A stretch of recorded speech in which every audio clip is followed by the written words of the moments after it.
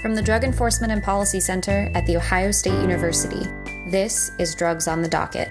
Each episode will tell the story of how U.S. court decisions impact drug law and policy and continue to shape the war on drugs. I'm your host, Hannah Miller. On November 7th, Ohio will decide whether to become the 24th state in the nation to legalize recreational marijuana. As legalization plays out across jurisdictions, deeply entrenched ideas about marijuana, who uses it, and whether the sight or scent of marijuana signals further criminal activity, are being challenged. And for states that legalized marijuana, some surprising arrest data calls into question whether legalization alone is the solution to disparate law enforcement. If you like what you hear in today's episode, visit go.osu.edu/drugsonthedocket to follow the series. While we work hard to bring you more content, Doug and I are looking back at topics covered in Season 1 of Drugs on the Docket. Last but not least, we're taking what we learned in Episode 6 about police discretion and chatting about some recent developments as it relates to probable cause, drugs, and search and seizures. So as a quick refresher, the Fourth Amendment of the Constitution protects people from unreasonable search and seizures by the government, but it doesn't necessarily protect from all search and seizures. In Episode 6, Professor Rick Simmons from the Moritz College of Law here at The Ohio State University, along with Professor Jack Chin from UC Davis, spun a concerning tale as it relates to police and the discretion they have. And discretion is essentially power. There are a lot of threads we could pull, but let's just start with the most recent development in either state or federal court as it relates to drugs and search and seizures. What do you got, Doug? We've got some recent rulings from some state Supreme Courts, and we've seen this in other places previously, about how marijuana reform, whether it's medical reform or full legalization in a state, changes the calculation for probable cause for when and how police can use, whether it's the smell of marijuana, seeing marijuana, as a basis to get further into a person's business, as it were. And the setting in which this historically comes up most is police pull over a car for whatever sets of reasons and then smell marijuana in the car. In a world where marijuana is completely illegal, it not only makes sense for the police to think, oh, I've got evidence of a crime afoot based on the marijuana, but this is the kind of person who's doing something criminal. I better look into their whole car, see if something else criminally problematic is going on with this individual, with this car. But obviously, when you now have a jurisdiction, whether it's medical or especially full legalization, not only is that not itself direct evidence of criminality, but the association between somebody who's using marijuana sometimes and they're doing other problematic activity, that's much more severed. And state Supreme Courts have generally been saying, now that it's legalized, the smell of marijuana alone, just simply evidence that marijuana is being used, is not itself probable cause to justify whether it's a search of a car, a search of a person, and more evidence needs to be shown of illegality. Was that a federal court? Was that a state court? There's been a couple state Supreme Court rulings, along these lines in recent times, and I think it's a growing trend where just more and more we get these cases that get started with the smell of marijuana because that was so common. And not only so common, but such an absolute given. Police got trained, police understood. If I smell marijuana, if I've got a drug dog, whether I'm going up to a person, going up to a car, whatever it is, and they hit, and it seems to be the smell of marijuana, that gives me probable cause to now search the car, look for more evidence of wrongdoing. And oftentimes those cases involve finding more drugs, finding other criminal activity. But the legal hook, this is where, again, constitutional law discussed in the episode is the foundation for this. You got to have probable cause to be able to start searching that person unless they otherwise consent.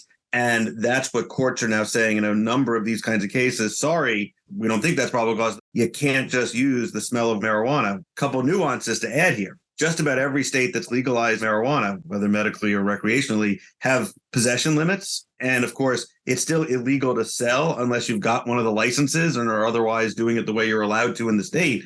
So these cases can get complicated because cops now, knowing that that's kind of the trend, to say simply the smell or presence of marijuana doesn't itself create probable cause, have been saying things like, I saw what looked like a lot of marijuana on the floorboard, more than an individual is allowed to possess. I thought they were then a dealer. That's what I had probable cause for, not the marijuana itself, but the quantity that was there. Or I smelled something else along with the marijuana, and that gave me probable cause. Probable cause is a fairly low standard. And so these rulings are significant because they're saying marijuana alone smelling marijuana alone doesn't establish probable cause, but that doesn't mean marijuana can't be used in a kind of a thicker story for the police to justify these additional intrusions. And so that's where sort of case law continues to evolve in legalization states, which of course are most states these days, if we include medical marijuana developments. And I think it's going to continue to be this sort of evolving totality of the circumstances story, because that's really fundamentally what the Fourth Amendment has been interpreted to mean.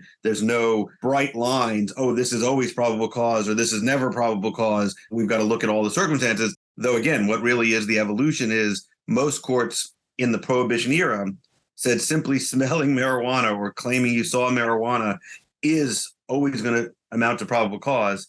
These recent court cases are just part of a growing line in the reform era that says, no, you got to show more. But it is a tale of two cultures. You have states that legalize and you have states that don't. And so Wisconsin recently is an example of a state that it's still illegal to use marijuana. There's no medical program and recreational use is prohibited. And so they confirmed that the smell of marijuana was enough for probable cause. So as adult use becomes more commonplace, I'm not saying that culture can influence a state where something isn't legal yet, but there is not official decriminalization, but the de-emphasis of the importance of catching people in the act of illegally using marijuana. But how do you think this wave of legalization is going to impact police tactics and law enforcement in general? I love you bring up culture, because that's the piece plus practicalities that always are fundamental to the day-to-day felt reality of the work of police and individuals that they're policing. The most obvious version of this, of course, that most of us living in Ohio and elsewhere that drives a lot know well, is people are speeding all the time, right? If a cops wanted to literally arrest every single person who's speeding, they'd have no time to do anything else. And it's kind of well understood that, well, as long as you're not speeding too much, you're not going to get pulled over. And that's just sort of part of the necessities of enforcement. We don't want everybody pulled over the minute they go a mile over the speed limit under any set of circumstances.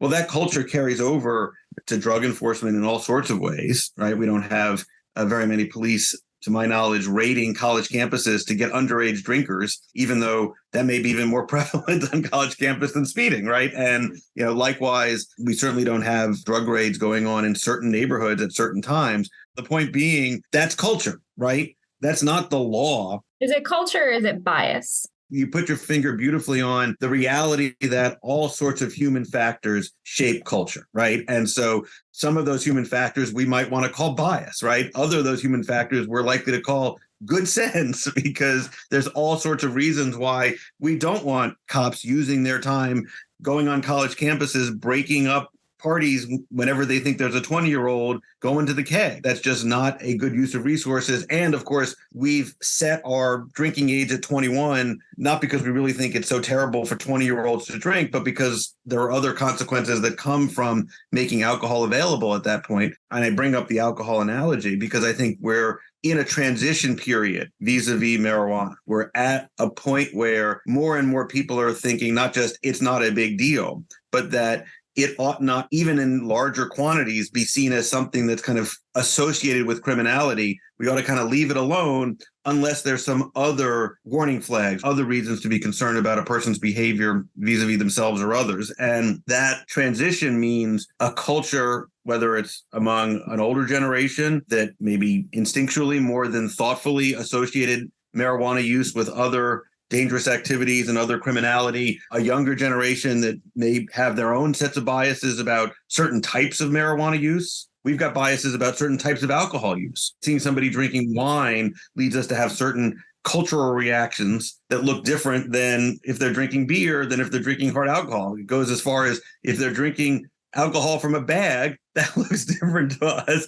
than if they're drinking it from a box. Or a heavy bottomed glass. Right. And so, those are all things that culture defines. It's not the law saying, oh, arrest the guy who's drinking liquor out of a bag, but don't arrest the guy who's drinking liquor out of a box, right? That's just a variety of culturally associated expectations and beliefs about use patterns. And I think we've sort of figured that out, but we actually don't think much about the way that functions in alcohol. When it comes to marijuana, which has this long history of prohibition, police are still sort of working their way through this. The Department of Justice published something in 2020 that looked at the impact of legalization in the state of Washington. And it did note that while there was a dramatic shift in terms of the officer's attention being taken away from issues relating to possession and personal use of marijuana, and there was a significant decline in arrests overall, when you looked at the racial component of the arrests, you had significantly fewer white arrests compared to those of people of color. And here also we get to important elements of the culture of individuals and communities, as well as the culture of policing. And so one, for example, here, and I think the data may reflect this, especially in kind of the early legalization states, every state that legalized early on, and still most states today, still prohibited public use. And yet certain individuals, whatever their race, whatever their attitudes, I'm tempted to say young men more than others, would respond to legalization by seeing maybe a law enforcement officer and like going in front of them and smoking and saying, haha, you can't do anything to me now, it's legal. And of course, they don't know that public use is still illegal. And I've certainly heard, anecdotes from cops who are just like, I don't want to arrest the person, but I can't let somebody literally in front of me flagrantly violate this law that says it's still illegal to use in public. And so I felt like I had to arrest the person, right? And again, I don't think that's a big problem. The word gets out over time, but I emphasize that point, not in that kind of extreme example, but there are some cultures, there are some communities, there are some neighborhoods where using outside is going to be more common than using inside. And at the end of the day, even though it's legal, technically using inside is legal and using outside isn't. And if cops want to pick people up, perhaps in part because neighbors are complaining, right? So again, this gets to culture, right? It's not just, are the cops choosing to enforce in a kind of ticky-tack way? Are neighbors saying, look, I know this is illegal and I don't like people smoking in front of my apartment building in public. Please pick them up or arrest them for this activity. We can't know what's behind all of these sets of arrests, but a failure to realize that culture and deeply ingrained structural realities are necessarily a part of the way police do their jobs. And again, sometimes that can include a set of biases. Those are all factors that I think get captured in not just our police data, but in the reality that enforcement's always going to be patchy, and understanding with some sophistication the range of factors that influence that patchiness is part of the work and the challenge of those who study in this space. Yeah, exactly. As you said, biased enforcement practices, even in a state where something has been legalized. This is another layer of culture, though, right? Like there's plenty of alcohol drinking, but so much of it is being done in indoor spaces. Oh, and let's even, compare and contrast. If I go to a restaurant, I can order wine, beer, maybe hard alcohol there, and nobody at the next table is going to be like, what's that guy doing over there? Because it's part of the culture of the restaurant. Whereas if I take out a vape pen and I start vaping during that, and then I try to say when somebody gives me a side eye, well, don't worry, it's not cannabis, or don't worry, it is cannabis, right? That's just not a part of what we're supposed to be doing at restaurants. But again, that's culture largely driving that. It's law a little bit. Obviously, if I pull out my own beer can at McDonald's where they don't have a liquor license, I might get a side eye. Although, again, I can hide that in a flask, perhaps, and not get in trouble, or a water bottle would be the more accurate way to describe it, right? And is that the equivalent of somebody who's vaping at McDonald's? Again, we're still sort of sorting this through. And I think the average individual wouldn't even be able to answer, wow, if I saw somebody pull out a huge water bottle and then pour some vodka into it while they're having their Big Mac, would I care to call the police? Would I tell somebody about that? I don't know. But if somebody's lighting up, whatever they're lighting up, yeah, I'm going to complain because, that bothers me. But that's, again, the culture of I've decided to be bothered by cigarette smoke. 40 years ago, not only was that kind of accepted, you were looked at weird if you weren't smoking at the restaurant or the airplane or wherever it was, right? So these are all components of the way in which our culture evolves. And then police are necessarily both kind of a leading edge and a trailing edge of a lot of that, because they help us define what we think is acceptable behavior and the way they would respond. I don't know how the police would respond if I were call 911 and say, there's a guy having a huge thing of vodka at McDonald's. They might be like, stop bothering me. We got better things to worry about. I'm thinking now about all of the different communities in Columbus and what behavior is acceptable in those communities. When you drive in my neighborhood, maybe you do a rolling stop every single time. But if you do that in another neighborhood, that doesn't go down. Or you're having a tailgate party. On Saturdays, you might be okay with tailgating and loud noises and large groups, out in front of lawns. But if it's just a Tuesday afternoon, then maybe you're going to look at it a little differently. It's fascinating to think about that. And here's where culture of communities and culture of police is such a big deal. If a community has a bunch of people tailgating on Tuesday and they're troubled by that, they might be calling the police and saying, police, get out here, and start doing something about that. Whereas if it's only happening once, you're like, whatever, not a big deal. And the police, again, do they have lots of other things to worry about, or do they have the time and the energy in particular communities to police this kind of stuff on a regular basis? Again, marijuana is the great example. Even before legalization, data suggested that 1 in 10 people were actively using marijuana in a community, and yet that didn't produce nearly that level of arrests. Now, we may be up to 2 in 10 people, maybe even 3. It's legal, but again, there's all sorts of ways that people do it. The rolling stop's a great example, where they're not following exactly the law, but nobody cares that much, and it's just not going to be a big deal until somebody does care. Or somebody gets hurt.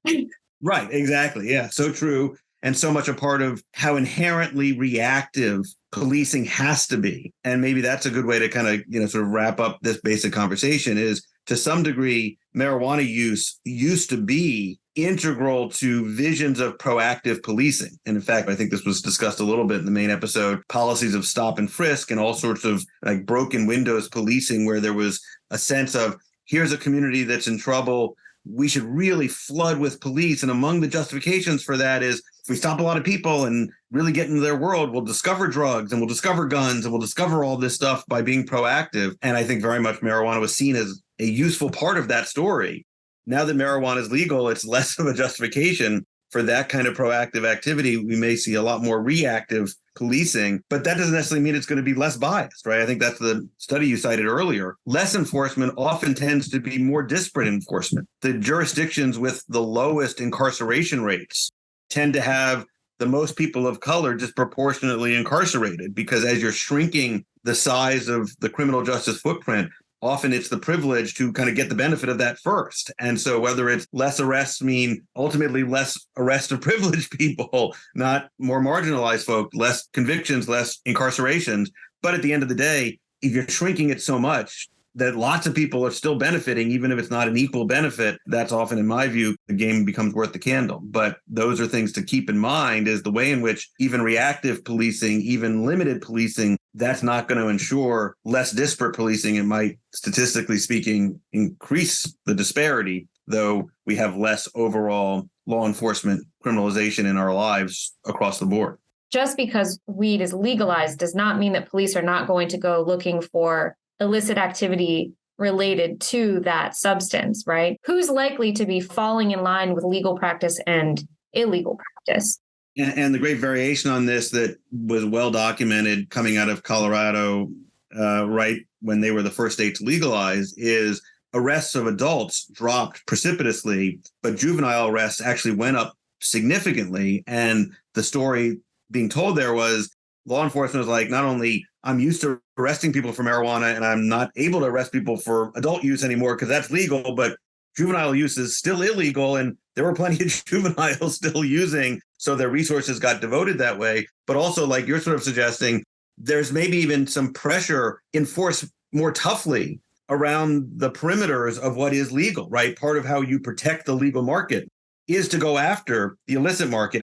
For those inclined to worry about commercialization and worry about a cannabis industry that hurts more than helps on a lot of these fronts, it's going to be in the legal cannabis business's interest to have the police crack down on illicit markets and communities that are still relying on the illicit markets, because they want to push everybody into the legal market that's their business. And this is the last important point worth emphasizing, whether it's policing, whether it's overall criminalization. As we see marijuana reform, legalizing something is never complete in this space. There are always going to be pockets of illegality, maybe large pockets of illegality. And if all we end up doing is shifting the policing to hyper focus on the remaining pockets of illegality, we really need to worry about whether we don't have a net gain at all on these sorts of frontiers. What was interesting in Colorado was upon realizing that juvenile arrests went up like close to double right after legalization, police and community leaders said, we don't want you policing schools even more harshly now. Part of legalization should mean we don't even police at all in schools for this particular substance. And we need to reorient our thinking about how even when something remains illegal on the perimeter, it's not subject to significant law enforcement or criminalization. We use other mechanisms to deal with these problems. But that's always going to be an issue in the drug space generally, in the marijuana space in particular. We're always going to have these policing questions. And of course, that's where we started, right? What probable cause now means is a little more complicated, but there's no rule that says you can never arrest anybody for using marijuana, because if they're using it the wrong way, the wrong time, in the wrong place, that's not just a crime, but certainly an arrestable crime in some settings. Same is true for alcohol, of course. If I'm guzzling down a six-pack while I'm driving down the highway, even at legal speed, I'm subject to arrest, and rightly so, because I'm certainly probable cause eligible for drunk driving, right? The same is even true for cell phone use. All of these issues are going to keep coming up, and policing practices, policing culture, policing law are going to be topics that we need to keep talking about because they're going to keep evolving against the backdrop of legal reform. Drugs on the Docket is a production of the Moritz College of Law Drug Enforcement and Policy Center. This episode is produced by me, Hannah Miller, and Holly Griffin. Doug Berman is our editorial advisor. The music is composed by Joe DeWitt.